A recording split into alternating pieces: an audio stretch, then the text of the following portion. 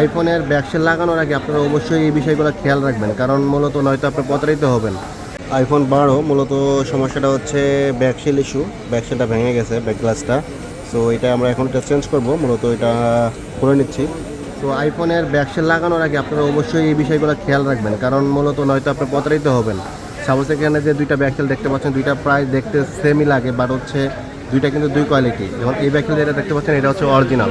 Original আর copy back shell কীভাবে চিনবেন আমি আপনাদের আজকে সেটা বোঝানোর চেষ্টা করব।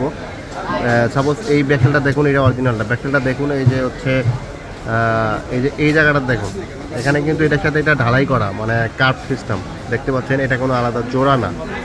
হ্যাঁ, আর হচ্ছে এই ব্যাকসেলটা দেখুন, এই যে এটা দেখেন, এটা কপিটা, এটা দেখুন, এটা কিন্তু আলাদা জোড়া দেওয়া দেখতে পাচ্ছেন, এখানে কিন্তু কার্ভ না।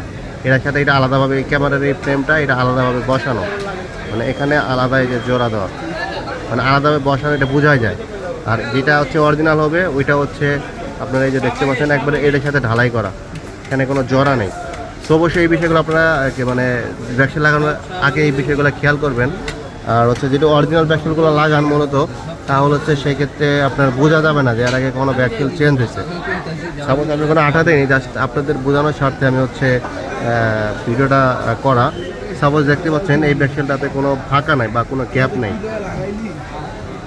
দেখতে পাচ্ছেন কোনো গ্যাপ নেই। অরিজিনাল ব্যাকসেলটা লাগাইলে ওইটা ফিনিশিং হবে 100% অরিজিনালের মতো। এটা বোঝা যাবে না যে ব্যাকসেলটা এর আগে কখনো চেঞ্জ হয়েছে, বোঝা যাবে না যে ব্যাকসেলটা এর আগে কখনো চেঞ্জ হয়েছে, মানে কেউ সহজে ধরতেই পারবে না।